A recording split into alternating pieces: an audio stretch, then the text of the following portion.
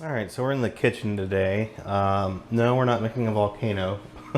We are fighting our arch enemy, battery acid. Let's see if you can get in here and look. That one's not that bad. Some of these are worse than others. If you hear footsteps, that's the cat. He's the other arch enemy. I recently picked this up on online. From a Goodwill seller, and which you never know what you're going to get, which is probably where all these came from.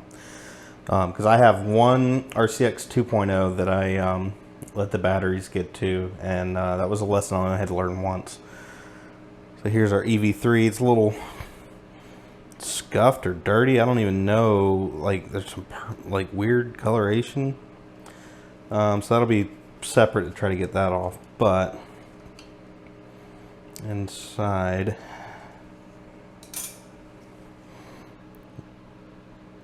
side's not too bad, and you can definitely see that terminal there. So the idea here is most of the time you're going to be using vinegar. If you get the white, green, blue, crusty formations,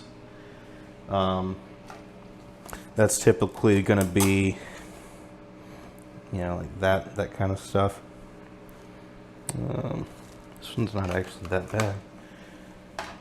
This bin has been accumulating for a long time. I'm just finally going to get to it. I can't believe, yeah, some of these aren't that bad at all. I mean, like this one, it's got a little going on here. I don't even know if I can get that to show up. So I'm going to be going through all these. This is an old cookie tray, but I thought it was cool that it had 3 different compartments, and pretty much lines up perfectly to have some of these in there. So I'm going to get this filled up with vinegar and soak for a little bit, and then got my trusty toothbrush. I'm going to mark this somehow to know that this is what this is for. Okay, so I spent quite a while trying to figure out a good camera angle. You are hanging out in the dish rack. It's just, that kind of worked out perfectly. Couldn't have done any better. Let's see if I can do this without making a complete mess.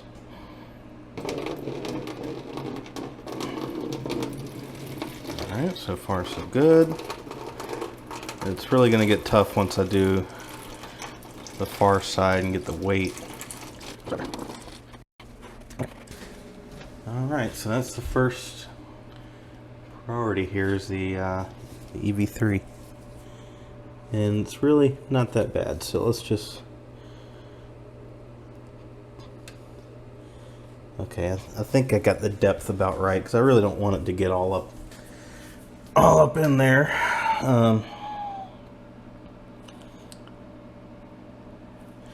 I don't know if I already did this one. There's a little bit of rust, I guess, on some of these. I don't really see the white or sometimes blue or green corrosion. Let's take a peek here.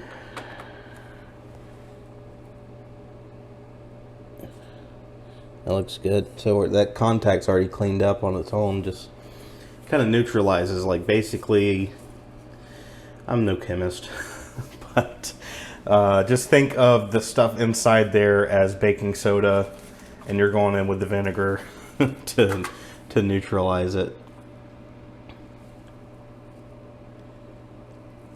Yeah, there's really not much in this guy, but we'll go ahead and... Oh, the depth might be a little high.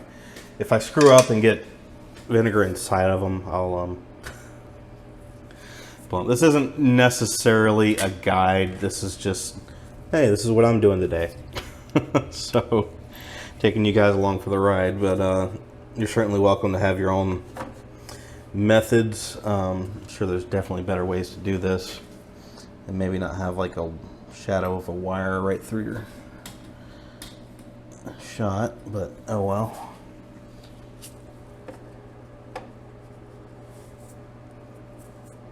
And just gonna let them kind of hang out for a little bit. Alright, so this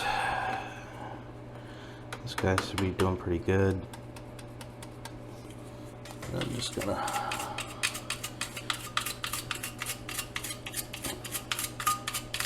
be gone.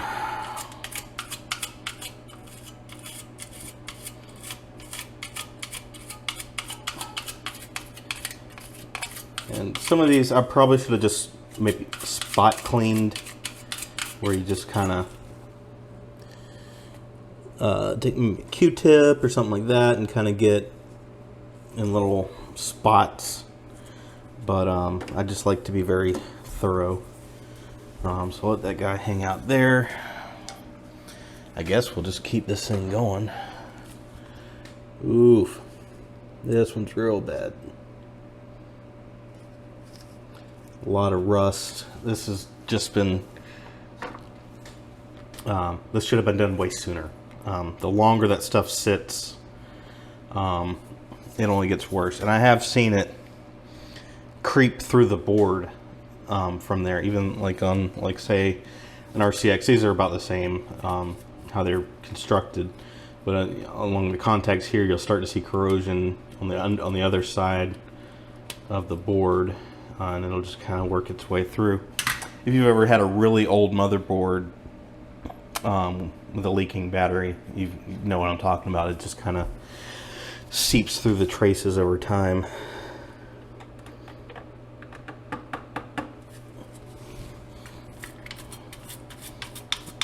Just do that number. And I know the vinegar is going to leave a smell. I guess what I'm going to do is just rinse them in water a little bit. I think most people think like, oh no, water and electronics don't mix, and they don't, but it's not really like that. It's mostly when it's on. I've taken old motherboards. Ooh, this guy got vinegar all over it. I'll have to disassemble him. I've taken old motherboards, old circuit boards, and literally washed them in a sink. Sometimes there's components and stuff you want to take off, but for the most part, you can just wash it and then let it completely dry before you try to use it. That's really the only thing you need to worry about. Let's see if I can. Any kind of reaction there? Not really. Either way, it should clean up just fine.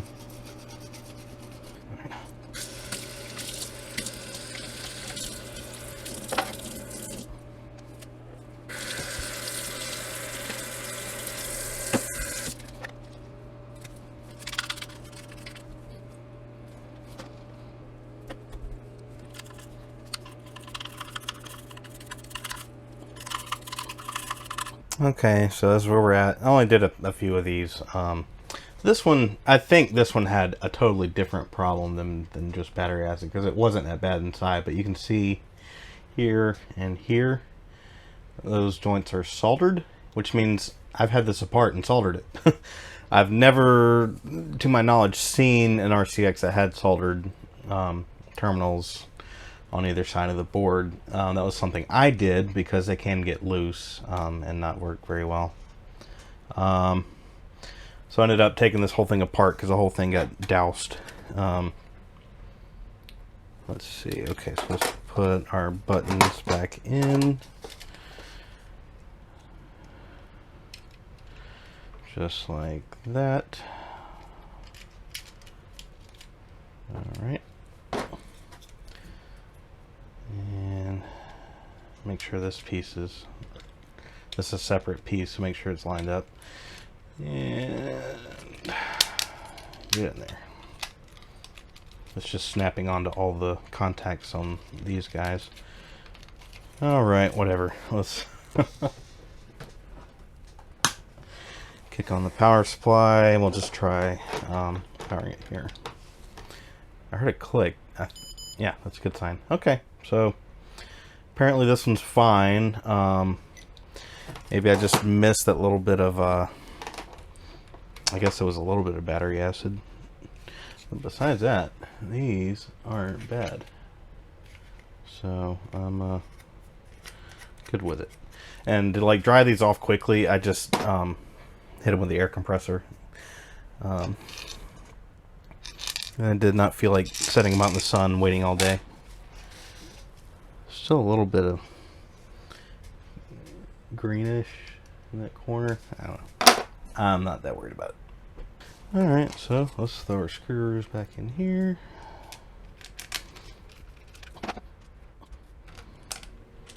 Oh, come on.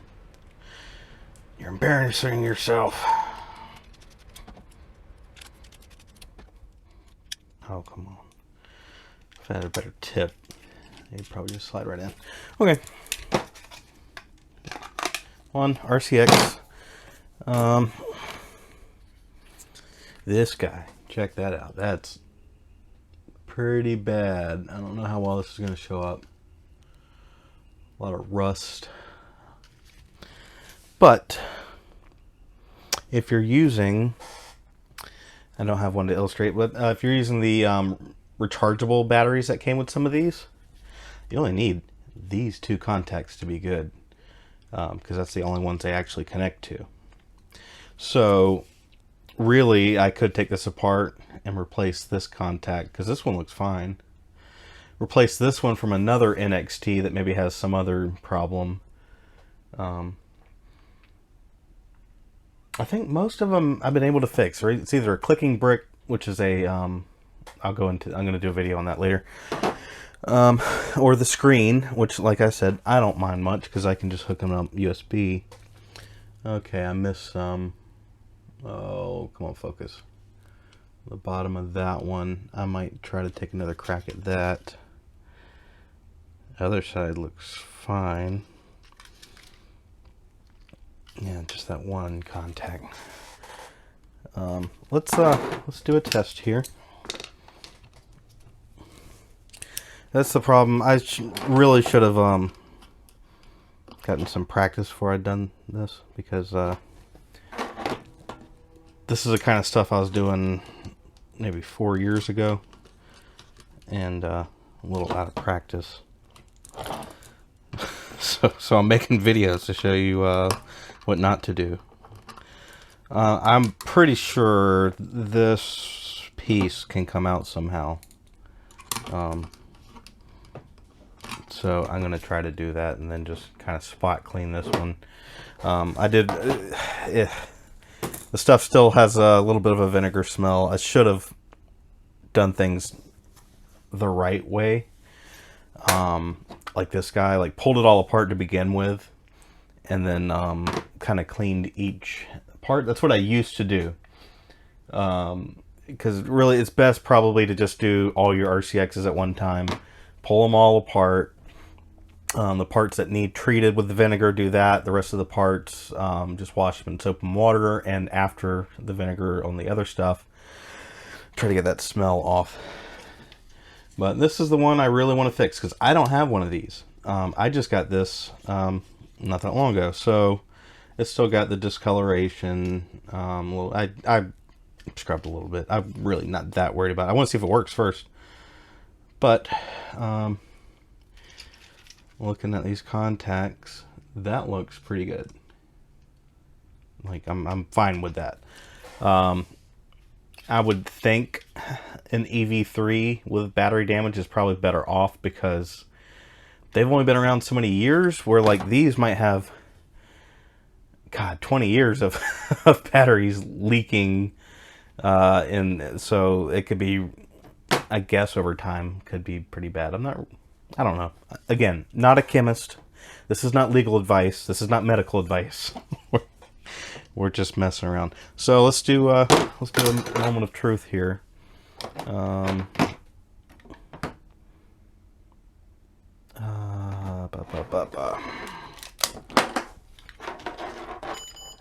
right, this has a good firmware on it, and it's got a program on it. So I'm just going to plug it in to the power supply, and now I'm free to take its batteries. And it will keep that firmware and my program that's on it.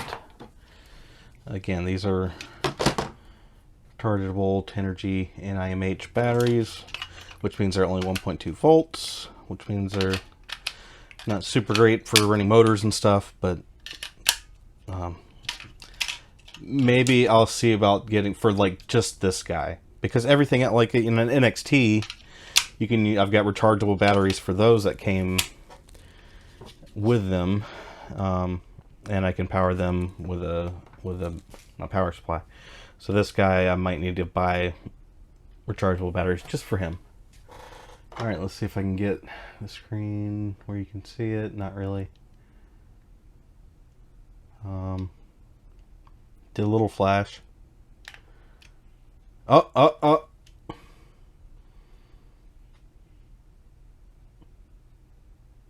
It's starting. It's working. It's working. Come on. Again, never had one of these before. I think it maybe runs some kind of version of Linux or something. I mean, like, just the fact that it has to start up like that. It's definitely got some kind of operating system going on there. Well, how about that? So now I have an EV3, so I can play with it. I think somebody's asked me a question about them before. I'm like, dude, never used one in my life. I am very much my father's son, and I am very cheap. I buy things from Goodwill that are heavily damaged and try to breathe new life into them. So if you see one of these guys laying around in a landfill, hit me up. Send them my way. So this is a controller that came with it. It had batteries in it too, but fortunately no damage. It's fairly clean. Looks all right. So, well, that's cool. So I can play with this now and see what it can do. I mean, I imagine I can do just about anything with a NXT I could with this. I don't know. I mean, it'll be fun to find out. If you have any of your favorite reason why the EV3 is better than the NXT, what feature, anything like that, let me know. I know I like the motors, some of the motors they had with them. The I don't know what they called them, but you know, it's not like a NXT shaped motor. It's more of like almost a power functions, a larger power functions, like the medium motor but longer. I don't think the kit I bought came with one, unfortunately, which sucks. But yeah, I'm interested to play with this guy and see what I can find out. So I hope you've enjoyed this very long, rambly video, depending on how much I cut it down. And we will see you in the next one.